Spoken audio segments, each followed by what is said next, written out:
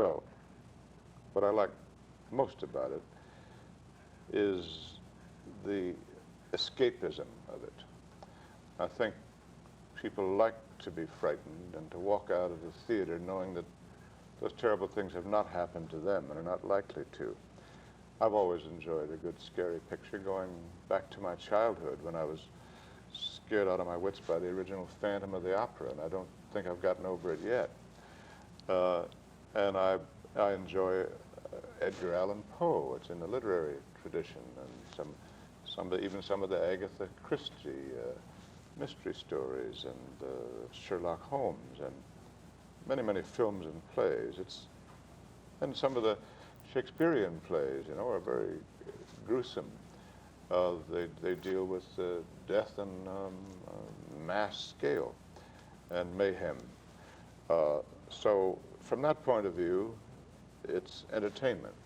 Now, those who want to take seriously the angle of there being an antichrist sent by Satan for a frontal assault on everything that's good and decent in the world, to set man against man and brother against brother until man exists no more, and to interpret the prophecies in the book of Revelations somewhat loosely, to be sure, but nevertheless it's a possible interpretation that such an antichrist would be born in the world of politics, influence, and power.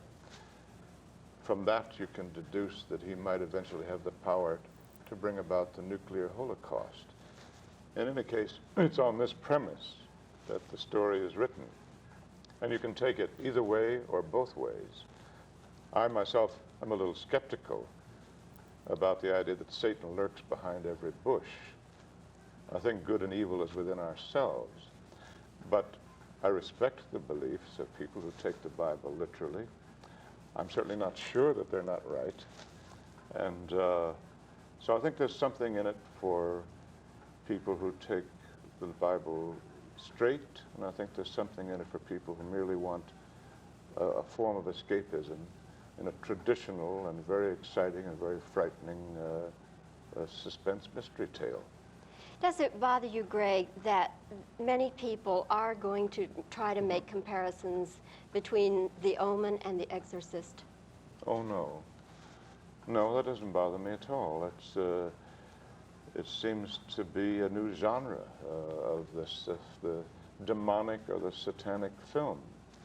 I don't know how long it will last. Not indefinitely, I'm sure. But there is an interest for one reason or another. I believe it's escapism because we live in troubled times and people are uncertain of many things, certainly of the future, and whether or not the world is ever going to calm down and be what it once was, which, although it was never perfect, somewhat more reliable and peaceful and tranquil than it is now. Meanwhile, I think they enjoy getting away from those problems by escaping into a film theater where they're completely carried out of themselves for a couple of hours and involved in whatever